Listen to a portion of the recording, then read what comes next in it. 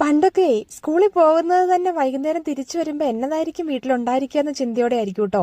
വലിയ കാര്യമായിട്ടൊന്നും ഉണ്ടാകത്തില്ല, ചിലപ്പോൾ ചക്കപ്പുഴുകൊക്കെ ആയിരിക്കും. എന്നാലും ചില ദിവസങ്ങളുണ്ടല്ലോ, നമുക്ക് ഇഷ്ടമുള്ള എന്തെങ്കിലും കാര്യങ്ങളൊക്കെ ഉണ്ടാക്കി വയ്ക്കുന്ന ഒരു ദിവസം, അത് ഓർത്തോർത്തായിരിക്കും കേട്ടോ വരുന്നേ. ഇപ്പൊ അത് ഓർക്കുമ്പോൾ നല്ല രസമാണ്. അന്ന് എന്തോരം അടി ഉണ്ടാക്കിയിട്ടുണ്ടെന്നറിയാം വീട്ടിൽ വന്നു കഴിയുമ്പം. ഈ ഗോതമ്പപ്പവും ചക്കയടയും അങ്ങനെയുള്ള സംഭവങ്ങളൊക്കെ ഉണ്ടാക്കി വെച്ച് കഴിയുമ്പോഴേ, ഇപ്പൊ ഇവിടെ വന്നു കഴിഞ്ഞപ്പോൾ വൈകുന്നേരം ചായക്ക് കടി ഉണ്ടാക്കുക എന്നുള്ളൊരു പരിപാടി വളരെ റെയറായിട്ടുള്ളൂ കേട്ടോ. ഒന്നാമത്തെ കാര്യം, എൻ്റെ മക്കൾക്ക് ഇങ്ങനത്തെ കടികളൊന്നും നമ്മുടെ നാട്ടിലത്തെ പലഹാരങ്ങളോടൊന്നും വലിയ താല്പര്യമില്ല.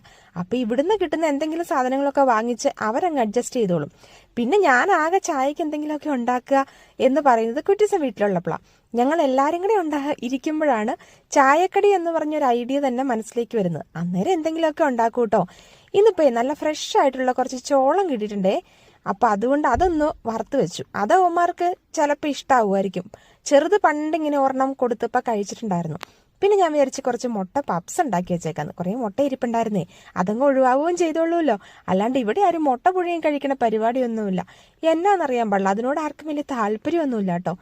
കുട്ടിസിനോട് പറയുവേ, നീ കഴിക്കാതെ എങ്ങനെയാടി പിള്ളേര് കഴിക്കുന്നത്? അതൂരാണെങ്കിൽ പറഞ്ഞ സത്യമാണേ. എന്തായാലും ഞാൻ കുറച്ച് മുട്ട പപ്സ് ഒക്കെ ഉണ്ടാക്കി. അവര് സ്കൂളിൽ നിന്ന് വന്നു കഴിഞ്ഞപ്പോഴത്തേക്കും അതൊക്കെ ഉണ്ടാക്കി റെഡിയാക്കി ഞങ്ങൾ ചായ കുടിച്ചു കേട്ടോ. ഇതുണ്ടല്ലോ, പപ്സ് കണ്ടതിന്റെ സന്തോഷമാണ് എല്ലാത്തിനും. ഇന്ന് ഞാൻ അതിന് പിള്ളേരും കഴിച്ചിട്ടുണ്ട്. വല്ലപ്പോഴും ഇങ്ങനെ ഒന്നിച്ച് കിട്ടത്തുള്ളൂ. എന്നാ പിന്നെ എന്തെങ്കിലും ഉണ്ടാക്കുവാണെങ്കിൽ അതൊരു സന്തോഷമല്ലേന്ന് ഓർത്താട്ടോ ഈ പണിക്ക് നിൽക്കുന്നത്. അല്ലെങ്കിൽ ഞാനിതിനൊന്നും പോവാറില്ല. പിള്ളേർക്ക് അത് കഴിഞ്ഞപ്പോൾ ഇന്ന് നീന്തലിന്റെ ക്ലാസ് ഉണ്ട് കേട്ടോ. 2 കണ്ട് ദിവസം പോയിട്ടുണ്ട്. തിരിച്ചു വരുമ്പോഴത്തേക്കും അത്യാവശ്യം കുറച്ച് പണികളൊക്കെ തീർത്ത് വെച്ചേക്കാന്ന് ഓർത്തു ഞാൻ. ഇത് കണ്ടില്ലേ, ഇവിടെ സമയം മാറിയേ 1 മണിക്കൂർ മുമ്പോട്ടാ. ഇപ്പോൾ ഒരു 6 മണി ആകുമ്പോഴത്തേക്കും നല്ല ഇരുട്ടാവും. ചൂടുകാലത്ത് നല്ല വെളിച്ചമാണെങ്കിൽ ഇപ്പൊ ഇതാ അവസ്ഥ. എന്നാ പിന്നെ ശരി, പിന്നെ കാണാവേ.